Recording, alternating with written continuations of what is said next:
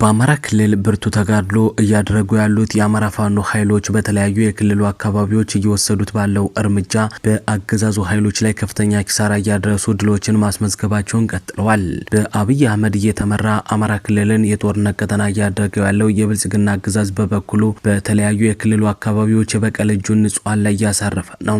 በሌላ በኩል የአገዛዙ ኮሎኔል በአፋብኃ ኃይሎች መደምሰሱ ተረጋግጧል። በዝርዝር የምንመለከተው ይሆናል። ሰላም ጤና ይስጥልን።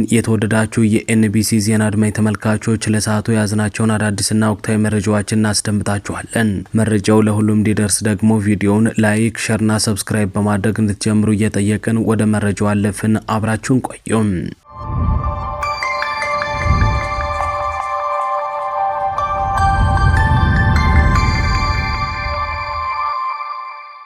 የአማራ ፋኖ ኃይሎች በየቀጠናው አድማሳቸውን እያሰፉ በደል እየገሰገሱ ሲሆን የብልጽግና ኃይሎች ደግሞ በገቡበት ቀጠና ሁሉ ሽንፈት እየተከናነቡ ነው። በዚህ ሁሉ ሁኔታ አገዛዙ እየደረሰበት ባለው ሽንፈት የተነሳ በበቀል የንጹሃን አማራዎችን ሕይወት በየቀኑ እየቀጠፈ ይገኛል። እንደ ምንጫችን ገለጻ በምንጃር ሸንኮራ ጨሌ ቀበሌ ድሬ አምባ ጎጥ ላይ ንጹሃን አማራዎች በአገዛዙ ተጨፍጭፈዋል።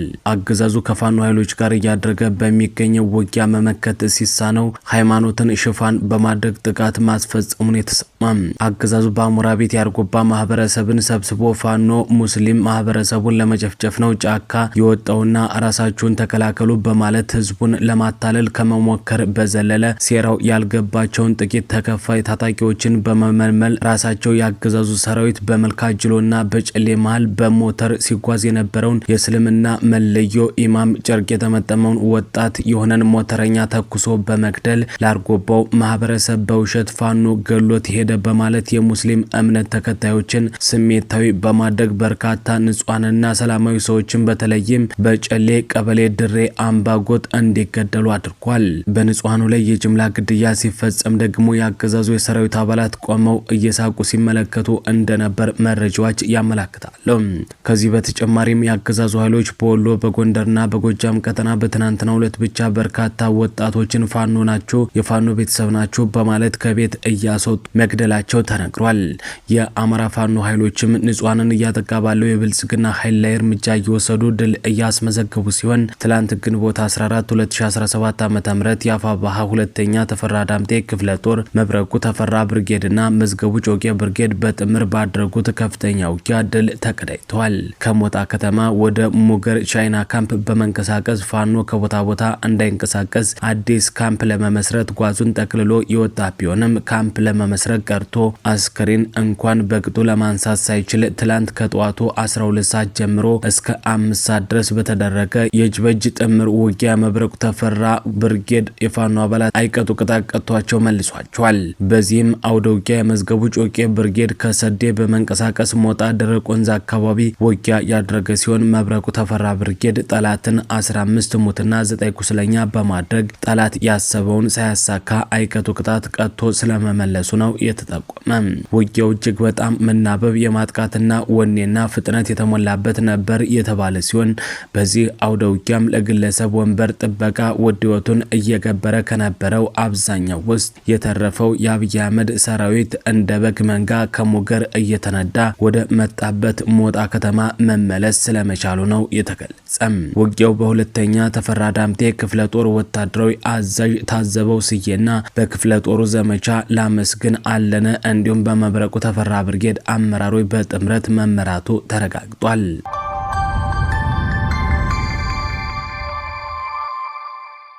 ይህ በእንዲህ እንዳለ የአብይ አህመድ ጥምር ኃይል በጎንደር ሰሜናዊ ክፍል በአራት አቅጣጫ ወደ አጅሬ ጃኑራ እንቅስቃሴ ያደረገ ሲሆን እንቅስቃሴው በአፋብኃ ሰራዊት የተቀናጀ ጸረ ማጥቃት ተቀልብሶበታል ነው የተባለ።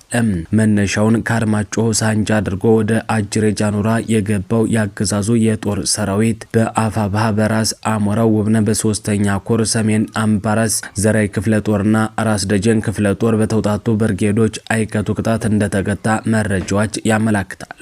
ከጠገዴ ቅራቅር ወደ አጅሬ ጃኑራ ሲጓዝ የነበረው 2 መኪና የጠላት ጥምር ኃይል ደግሞ በአፋባሃ በጎቤ ክፍለ ጦር ተደምስሷል። ከዳባት ወደ አጅሬ ጃኑራ የወረደው የጠላት ጥምር ኃይል ደግሞ በአሞራው ውብነ 3ኛ ኮር ከ6ቱ ክፍለ ጦር በተውጣጡ በሰሜን ብርቅዬ ክፍለ ጦር፣ ባያሌው ብሩ ክፍለ ጦር፣ በዘራይ ደጀን ክፍለ ጦር እንዲሁም በድብ ጠለምት ክፍለ ጦር፣ ጭና ክፍለ ጦርና ሰሜን አምባራስ ክፍለ ጦር ተወርዋሪ ኃይል ክፉኛ መመታቱ ተነግሯል። የሰሜን ብርቅዬ ክፍለ ጦርና የዘራይ ክፍለ ጦር ሸጋ ውበት ብርጌድ በአገዛዙ ስር በነበረችው ዳባት ከተማ ሰርገው በመግባትም ከጠላት ጋር ከፍተኛ ትንቅንቅ አድርገው አብዛኛውን ሙትና ቁስለኛ ማድረጋቸው ነው የተሰማም።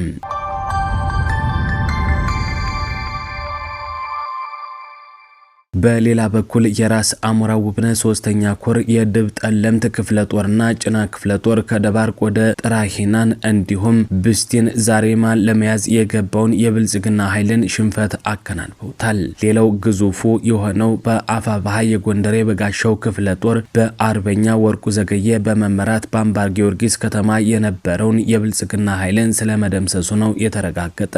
እንዳጠቃላይ አገዛዙ በጎንደር ቀጠና በብዙ አቅጣጫ ማለትም ማጮ በተገዴ ዳባት ወገራ በስህቲና ዛሪማ አቅጣጫዎች ዝግ የአራት ማዕዘን ስልት ቀይሶ ተንቀሳቅሶ የነበረ ቢሆንም ድል አልቀናውም። ከምዕራብ ወደ ምስራቅ ከአርማጮ ጃኖራ፣ ከሰሜን ምዕራብ ወደ ምስራቅ ከጠገዴ አጅሬ፣ ከምስራቅ ወደ ምዕራብ ከዳባት ከተማ አጅሬ ከተማ አቅጣጫ፣ ከምስራቅ ሰሜን አቅጣጫ ከደባርቅ ዛሪማ፣ ከምስራቅ ምዕራብ አቅጣጫ መነሻውን ደባርቅ አድርጎ ጥራይና ቢስኒት አቅጣጫ ጠላት ያለ የሌለ ኃይሉን አሰባስቦ የደፈሪዎችን ጎራ ለመርገጥ የተነቃነቀ ቢሆንም በአማራ ፋኖ ብሔራዊ ኃይል ራስ አሞራው 3ኛ ኮር ሰሜን አምባራስ ጭና አያሌው ብሩ ሰሜን ብርቅዬ ራስ ደጀን ድብ ጠለም ተከዜ ክፍለ ጦር እንዲሁም ከኮሩ ውጭ ከጎቤ ክፍለ ጦርና ዘራይ ክፍለ ጦር በተውጣጡ የፋኖ ኃይሎች ጠላትን በየመጣበት ግንባር በመደምሰስ አንጸባራቂ ድል አስመዝግቧል። በሌላኛው የውጊያ አቅጣጫ ደግሞ 2 የወረዳ ከተሞችን ማለትም የአምባ ጊዮርጊስና የዳባት ከተሞችን በብርሃን ፍጥነት ጠላትን ደቁሶ በመቆጣጠር ለወገን ኃይል የውጊያ ድጋፍ አቅጣጫ ማስፋት የቻሉት ደግሞ ግዙፉ የጎንደር በጋሻው ክፍለ ጦር አሃድ አካል ብርጌዶችና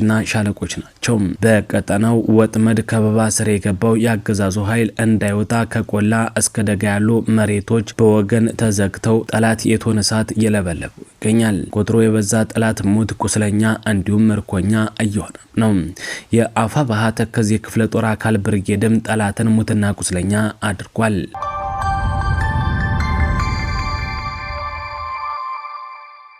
በሌላ በኩል ኮሎኔል ሸለመ ወጊ ተደመሰሰ። ኮሎኔሉ የአማራን ጭፍጨፋ ከመሩት የብልጽግና መኮንኖች ውስጥ አንዱ ነበር የተባለ ሲሆን ትላንት በአማራ ፋኖ ብሔራዊ ኃይል አፋባሃ ሊደመሰስ ችሏል። አገዛዙም ይህንን ተከትሎ ለቅሶ ተቀምጧል ነው የተባለ። በሸዋ ቀጠናም ብልጽግና ያሰማራው ጥምር ኃይል ክፉኛ ተመቷል። ትላንት ግንቦት 14 ቀን 2017 ዓ.ም በሸዋ ሰማይ ስር በመንዝ አውራጃ ጠላት አለኝ የሚለው እግረኛ ኮማንዶ ላይ የተሳካ ጥቃት እንደተፈጸመ ነው የታወቀ። የብልጽግና ኃይል መነሻውን መንዝ ማማ ሞላሌ ከተማ አድርጎ ወደ መንዝ ላሎ ወገሬ ከተማ ለመግባት ባደረገው እንቅስቃሴና በተደረገው ለአስጨራሽ ውጊያ የአጼ አምደ ጽዮን ኮርና የመሐመድ ቢሆነኝ ኮር በቅንጅት በወሰዱት እርምጃ ጥቃትን አስተናግዷል የተባለ። ውጊያው በአጼ አምደ ጽዮን ኮር ዋና ዘመቻ መምሪያ ኃላፊ አምሳለቃ ፀሐየ ወልዴ በዋናነት መመራቱ ሲነገር በተደረገው ጠንካራ አውደ ውጊያ የአጼ አምደ ጽዮን ኮር ምኒልክ ክፍለ ጦርና የራምቦ ክፍለ ጦር 3ኛ ሻለቃ እንዲሁም የመሐመድ ቢሆነኝ ኮር አስቴጎማ ተራራ ክፍለ ጦር የብሩኬ ደምሴ ብርጌድ በጋራ በተናበበ የውጊያ ስልት በወሰዱት እርምጃ ጠላት ከፍተኛ ሰብአዊና ቁሳዊ ኪሳራን እንዲያስተናግድ ተገዷል ነው የተባለው። በውጊያው ራሱን እግረኛ ኮማንዶ ብሎ የሚጠራው ቀይ መለዮ ለባሽ በህልሞ ወደ ተመኛት ወገሬ ከተማ በሶስት አቅጣጫ በዘብር ገብርኤል በረትመት እንዲሁም በአናኔ በር እንቅስቃሴ ያደረገ ቢሆንም እቅዱ ሁሉ በፋኖ ኃይሎች የህልም እንጀራ ሆኖበታል። ከወገሬ ከተማ አቅጣጫ የተሰለፈው የምኒልክ ክፍለ ጦር ወደ ከተማዋ እንዳይገባ የእግር እሳት ሆኖ ከባሽ አቅጣጫ ወደ ወደ ጓዶቹ ያቀናው የብሩኬ ደምሴ ብርጌድ የጠላትን አቅጣጫ በማዛባትም አጣብቂኝ ውስጥ ያስገቡ ሲሆን የራምቦ ክፍለ ጦር 3ኛ ሻለቃ የቆረጣ ውጊያ በማድረግ ድልም አስመዝግቧል። በአውደ ውጊያው ጠላት ከሞላሌ ወደ ወገሬ ከተማ ሲያቀና የፋኖ ምት ያንገሸግሻቸው 3 የሚሊሻ አባላትም አንዋጋም በሚል ከመኪና ዘለው ሊያመልጡ ሲሞክሩ አንደኛው ወዲያውኑ ህይወቱ ሲያልፍ ሁለቱ ለከፍተኛ አካላዊ ጉዳት በመዳረጋቸው ከጥቅም ውጭ ስለመሆናቸው ተመላክቷል። በተጨማሪም አንድ መኪና ሙሉ ሙትና ቁስለኛው ወደ ሞላሌ ይዞ የሸኘ ሲሆን ጠላት አካባቢው ላይ በተለይም ልዩ ቦታው ኪዳነ በተባለች ቦታ ላይ በፋኖ ከበባ ውስጥ የገባ በመሆኑ መውጫ በማጣቱ በአስቸኳይ ተጨማሪ ኃይልና የአየር ኃይል ድጋፍ እንዲደረግለት ስለመጠየቁም ተመላክቷል።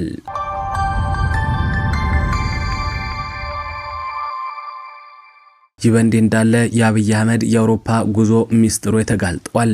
አብይ አህመድ በዓለም አቀፉ ማህበረሰብ እየደረሰበት ያለውን ጫና ለመቀየስ ያለመ ጉዞ ሊያደርግ ስለመሆኑ እየተነገረ ነው።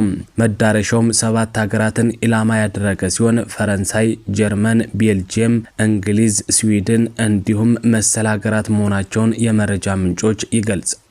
አብይ አህመድ በጉዞም ከፈረንሳዩ ፕሬዚዳንት ኢማኑኤል ማክሮን ጋር ኢትዮጵያ በተለይ ከጅቡቲ ጋር የገባችበትን አጣብቂኝ እንዲያማልዳቸውና ከጅቡቲ ጋር እንዲያስታርቃቸው እንዲሁም ብድር እንዲሰጣቸው እንደሚጠይቅ የመረጃ ምንጮች ተናግረዋል። ጦረኛው አብይ አህመድ በዚህ ጉዞ የሱዳንና የሶማሌን ጉዳይ ብድር ከፈረንሳይና ከአውሮፓ ህብረት መጠየቅ አገሪቱ ሰላም ናት በሚል ሎቢ በማድረግ በአብይ አህመድ ጦረኛ ፖሊስ ምክንያት ከሀገር የሸሹትን ኢንቨስተሮች ወደ ኢትዮጵያ መሳብ በዋነኝነት ፋኖም ሆነ ሌላ ታጣቂ ኃይል እንደማያሸንፈው የዲፕሎማሲና የሎቢስት ስራ ለመስራት ያለመ እንዲሁም ሰሞኑን ደግሞ ከህክምና ዶክተሮች ደሞዝ ጋር በተያያዘ የተነሳውን ነገር ለማስቀየስም ጭምር ነው ተብሏል። ሀገሪቱ የገባችበት ጦርነት ዜጎችን እየፈተነ ያለው የሰላም እጦት እንዲሁም የኑሮ ውድነት ወይም የዳቦ ጥያቄ ግን የአብይ አህመድ የጠፈር ሽርሽር ይቀይረው ይሆን የሚለው ለሁሉም ጥያቄ ነው።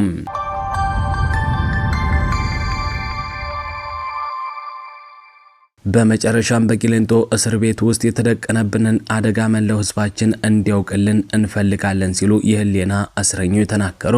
በቂሊንጦ የፌዴራል እስር ቤት የምንገኝ የአማራ የህሊና የፖለቲከኛ እስረኞች በከፍተኛ ችግር ውስጥ እንገኛለን። የማረሚያ ቤቱ ከሚፈጽምብን በርካታና የተለመዱ አስተዳደራዊ፣ አካላዊና ስነ ልቦናዊ ጥቃት በተጨማሪ የፌዴራል ፖሊስ፣ የኮማንዶ፣ የአዲስ አበባ ልዩ ኃይል፣ የመከላከያ ኮማንዶ ከፌዴራል ፖሊስ የወንጀል ምርመራና አቃቢ ህግ ጋር በመቀናጀት ተከታታይ የህልውና ስጋት የሚደቅኑ ግፎችና የሰብአዊ መብት ጥሰቶች እየፈጸሙብን ይገኛሉ። በትናንትናው ዕለትም የፌዴራልና የመከላከያ ኮማንዶ ወታደሮች ከማረሚያ ቤቱ ፖሊስ ጋር በመቀናጀት ከሌሊቱ 10 ሰዓት ላይ ዞን 5 ተብሎ በሚጠራውና እናቷ ዮሐንስ ቦያሌው፣ ክርስቲያን ታደለ፣ አብዱራህማን አሊ፣ ዶክተር ሲሳይ አውግቸውና ሌሎችም የአማራ የፖለቲካና የህሊና እስረኞች የሚገኙበትን ዞን በመውረር እስረኞችን በብርድ ከዞን ቅጥር ውጭ በማስወጣት አካላዊ ጥቃት በማድረስና በማንገላታት ከፍተኛ ግፍ ፈጽመውብናል ሲሉ ነው የተናገሩ።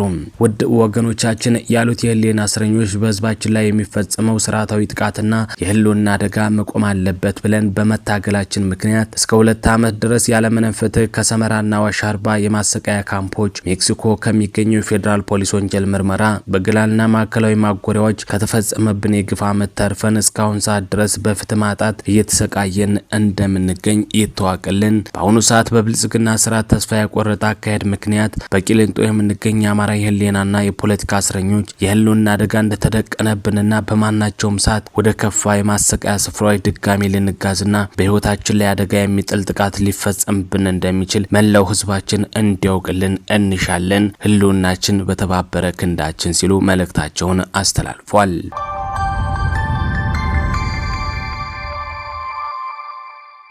የተከበራችሁና የተወደዳችሁ አድማጭ ተመልካቾች ለሰዓቱ የተሰሙ አዳዲስና ወቅታዊ መረጃዎች እነዚህ ነበሩ። እስከ ፕሮግራማችን ፍጻሜ አብራችሁን ስለቆያችሁ ምስጋናችን በያላችሁበት ይድረስ እያለን በዚሁ አበቃን። ሰላም።